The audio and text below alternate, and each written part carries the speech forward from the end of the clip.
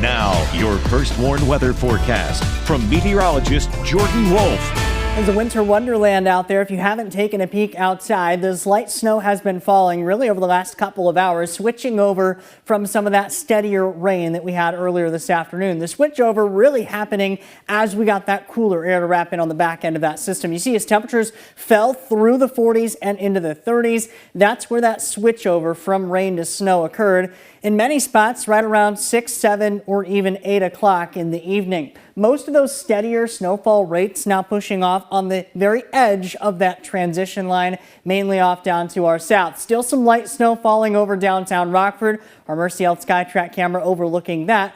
Brought to us by Window World. Some of the roadways mainly just wet at the moment, but a little bit of slush may be trying to accumulate on some of those areas where those snowfall rates were steadiest for longer. But much of the pavement, concrete, things along those lines at the moment just wet, whereas you see the accumulation mainly occurring on those grassy and elevated surfaces for the most part, and many locations even picking up close to an inch of snowfall.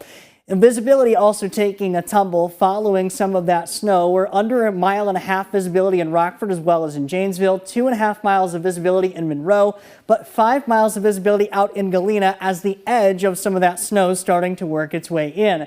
Weather watcher Terry out in Genoa, total precipitation, rain and snow combined, 0.34 inches, 33 the current temperature, 31 his dew point. Greg in McChesney Park has 0.3 of an inch of snowfall, 33 as well for the current temperature, 27 for his dew point. Looking out to our north and our northwest, the edge of some of that snow starting to approach far northwestern Illinois, and much of Iowa actually dry at this time. So that drier air working its way in will help to cut off some of the remaining snow the rest of the evening. Futurecast depicts this fairly well, the drier air from the north and from the west starting to ease up on those snowfall rates as we head toward and beyond midnight tonight. Likely, aside from a couple of flurries, I think most of us are dry by the time we get to about 3 a.m.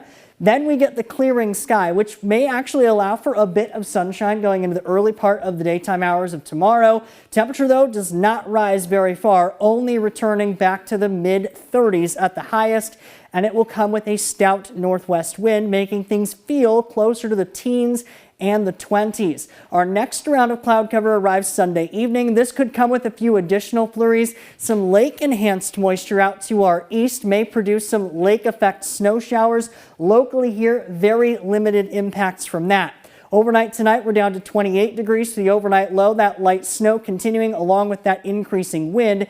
Eventually gusts pushing 25 or even 30 miles per hour. 30-mile-per-hour wind gusts north-northwest tomorrow. 34, that's the high temperature tomorrow afternoon. Cold and windy, and our next round of a few of those light flurries returning late. As far as our wind chills go, those are going to feel closer to the teens by the time we head toward tomorrow morning, and really only feel as high as the 20s for tomorrow's afternoon high temperature.